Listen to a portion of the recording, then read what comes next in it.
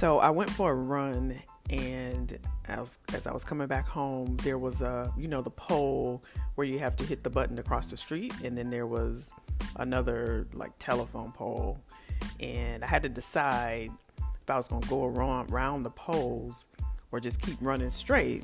That was my running path. But if I did that, I would be splitting the pole. And so back in the day when I was younger, there used to be this superstition: if you split a pole, you would have bad luck. So I really had to think as I was running and hitting the pavement, and tennis shoes hitting the pavement. I was getting closer and closer to the poles and going around and trying to see if there was a car coming where I had to go around to. And so I just went through and I split the pole and I kept going. Even after splitting the pole and going through, I had like 5-10 seconds of thinking about what I just did in splitting the pole. These are some of the beliefs that have been like embedded in me, and probably you have the same type, whether it was splitting a pole, or we used to say stepping on a crack on the sidewalk, you break your mama's back. There used to be, if a black cat walked in front of you, you're going to have bad luck. If you break a mirror, I mean, you know what I'm saying. So even after running through these two poles or splitting this pole, like I said, there was like 5 or 10 seconds of me thinking about what I'd just done. But, I pushed through and, of course, finished my run, zoned out, had a great run and all the things. But I share that because that's part of a belief that I grew up with, that this is something that's true. I don't know where it came from. I have no idea where it came from. It was a superstition that I grew up with. And obviously it has followed me through to adulthood. And I'm sure for you, the same thing. There's things that, we're kind of afraid of and we won't do. Like we're careful with mirrors, or I remember a black cat walking in front of a car and I bagged up one time. This was years ago, but just things that we grow up with, things that are embedded in our lives and our brains that we believe in. And oftentimes what happens when we have these types of beliefs, they conflict against what we know is real, what we know is true. We know that running through that pole, I'm just going to keep going. Right. But had I, let's say, went around and where I was, when you go around, is part of the street and there were cars coming back and forth, like anything could have happened because of that belief. Deciding to not push through or push through could change the trajectory of my run, of my path. Same holds true for you when you think about things that you know that you want to do in your career and the beliefs that you have about yourself. Am I old enough? Am I too old? Do I have the right credentials? Do I need another degree? Do people see me? Do I have a voice? Can I really do this? Can I really manage a team? Can I really sit in the boardroom? Can I really make this presentation? Can I really take on a senior level executive role? These are some of the things that we end up talking ourselves out of.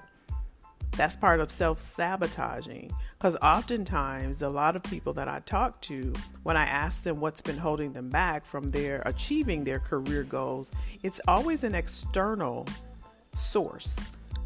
My manager won't give me the job. The company only gives me 2% increase during performance review. I don't feel valued where I work.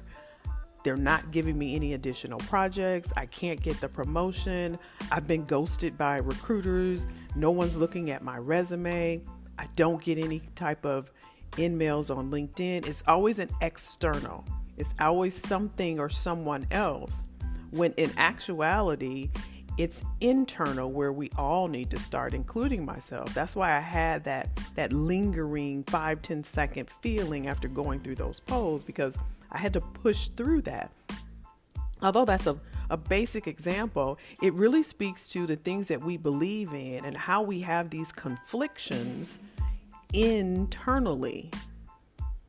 And what happens is the belief systems will often cancel out opportunities that become available to us because we have difficulty receiving them or accepting them, because when we receive them, we don't feel as if we deserve it or we belong there. So we go back to the familiar place or space. And what we do is we self-sabotage our way back down to where we believe we belong.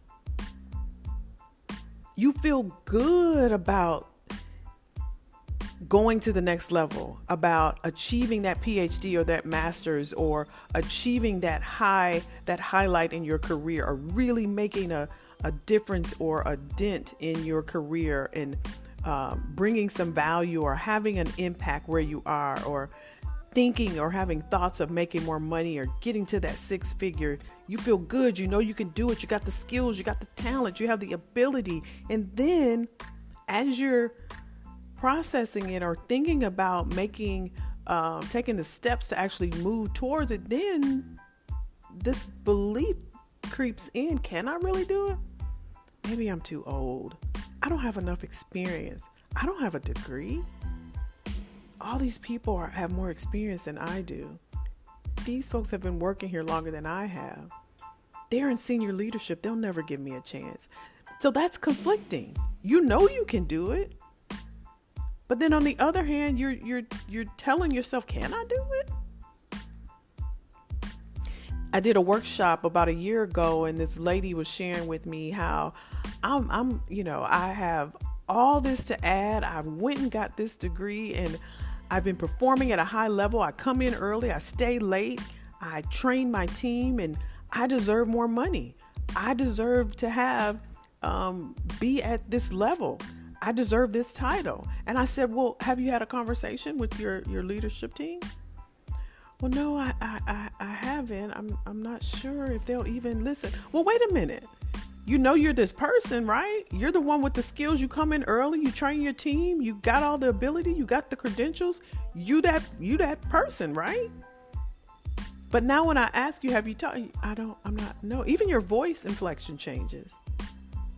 And that's because of what you believe. This is what I shared with her.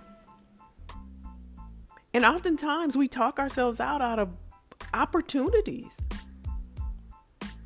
And we fold back down to where we feel comfortable. And that's in that space where we feel like we belong.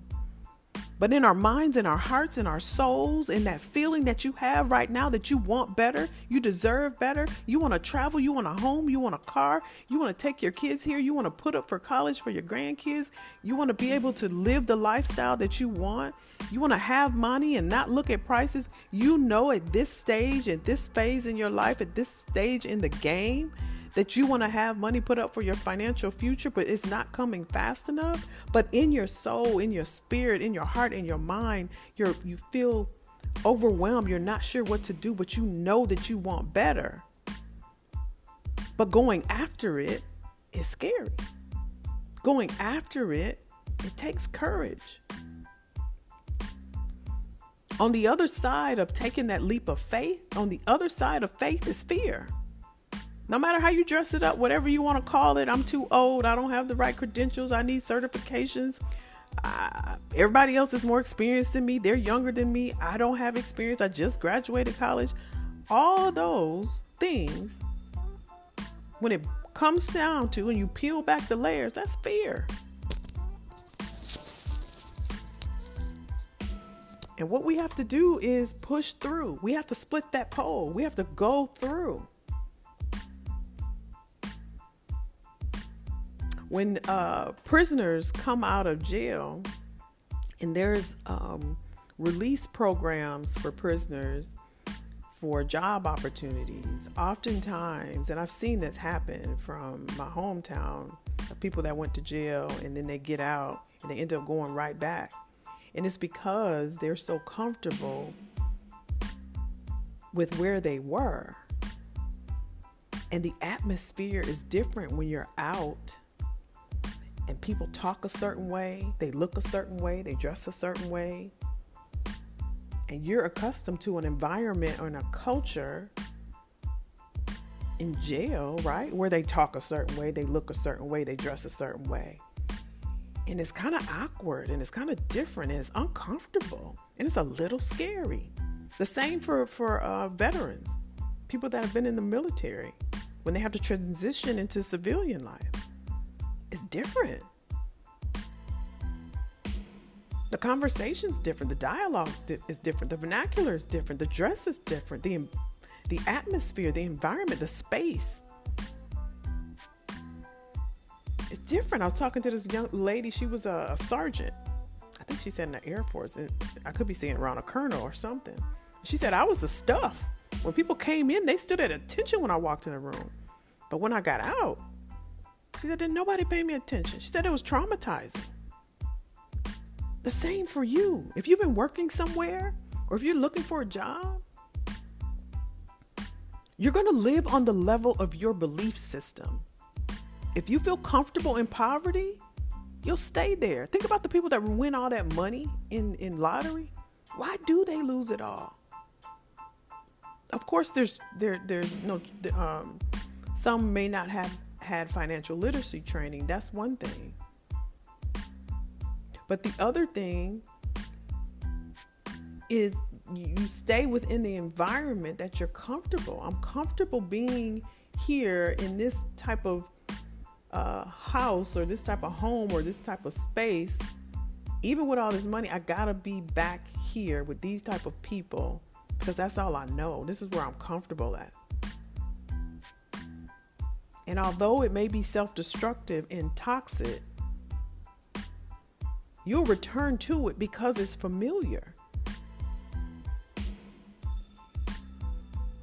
Oftentimes you'll go and you'll get all the information online. You'll ask questions, you'll engage, you'll ask about your resume, your LinkedIn, you'll ask about what to tell recruiters, you'll ask about interview prepping, you'll ask about negotiating your salary. But when it comes time, just like that girl during the workshop, oh yeah, I'm the stuff, I got this, and I train people and I come in and da-da-da. Well, have you talked to your leadership team?